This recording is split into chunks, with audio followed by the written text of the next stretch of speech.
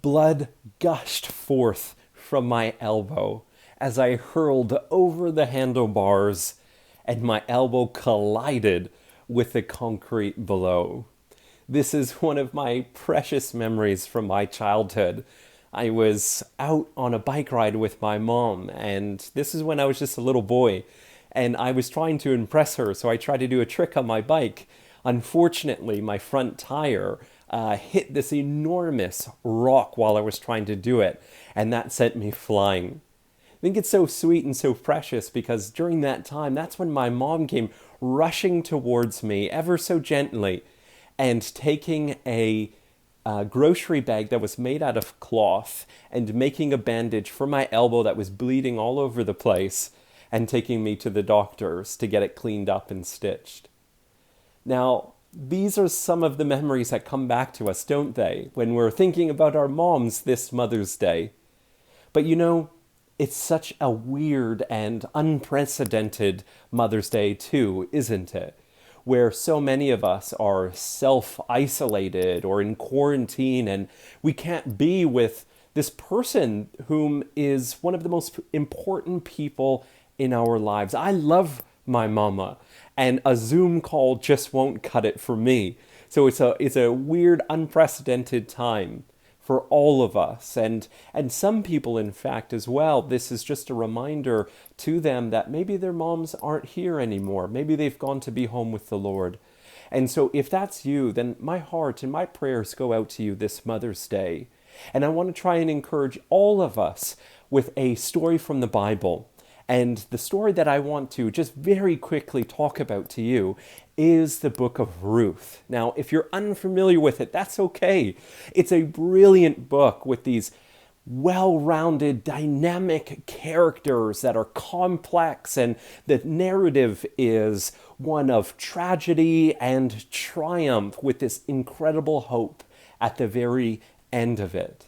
To give a little bit of a broader context, the nation of Israel during this time has now left the land of Egypt where they were in bondage, and they were delivered by God's mighty right arm. And now, after their time in the wilderness, they are in the promised land. However, there's a problem.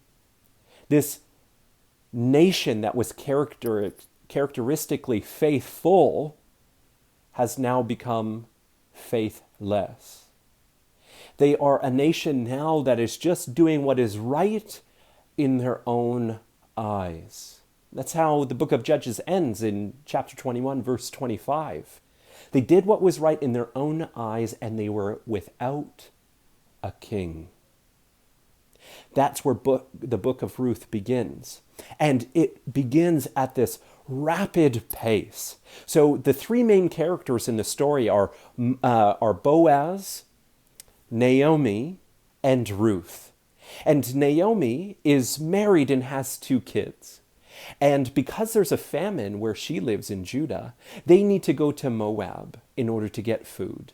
And while they are there, Naomi has her 2 sons married to Orpah and to Ruth. And everything is going well until Naomi's husband passes away. And in quick succession, her sons also pass away. And the reader's left with a heavy, heavy heart as they read this.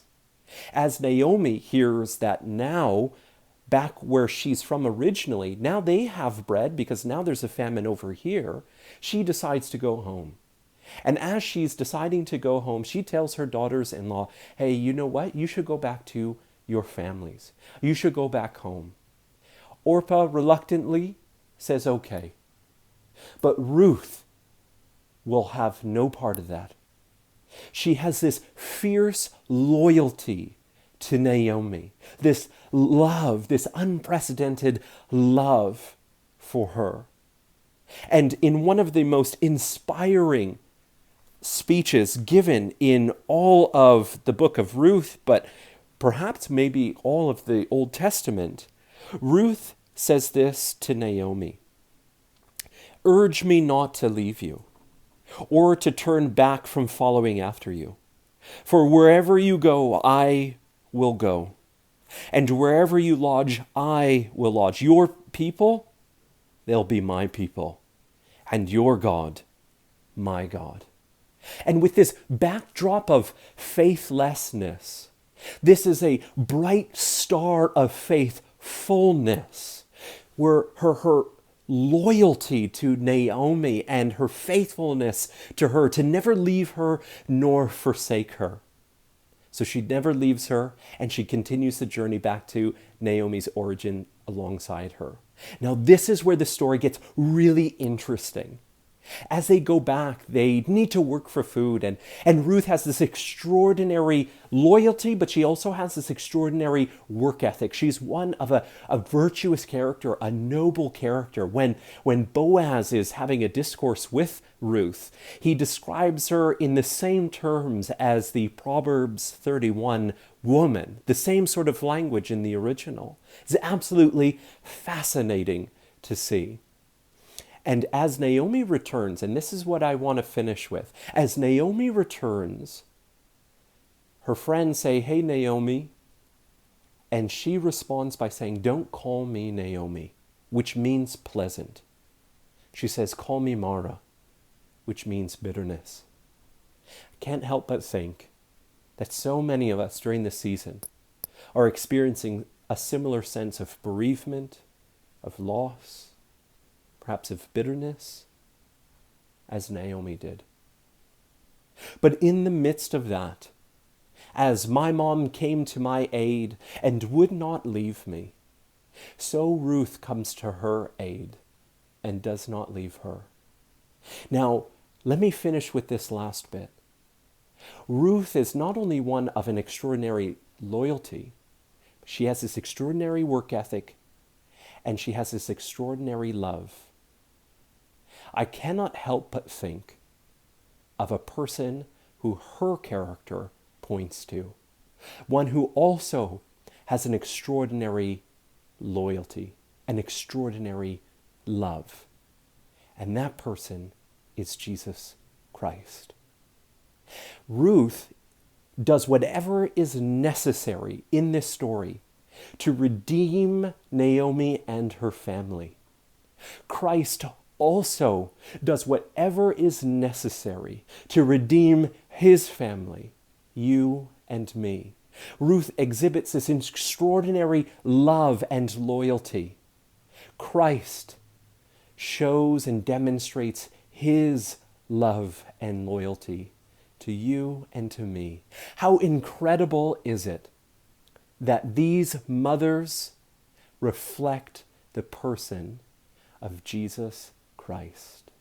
And so Christ honors them so much that it is through Ruth and her descendants that come King David, and ultimately comes the person of Jesus Christ.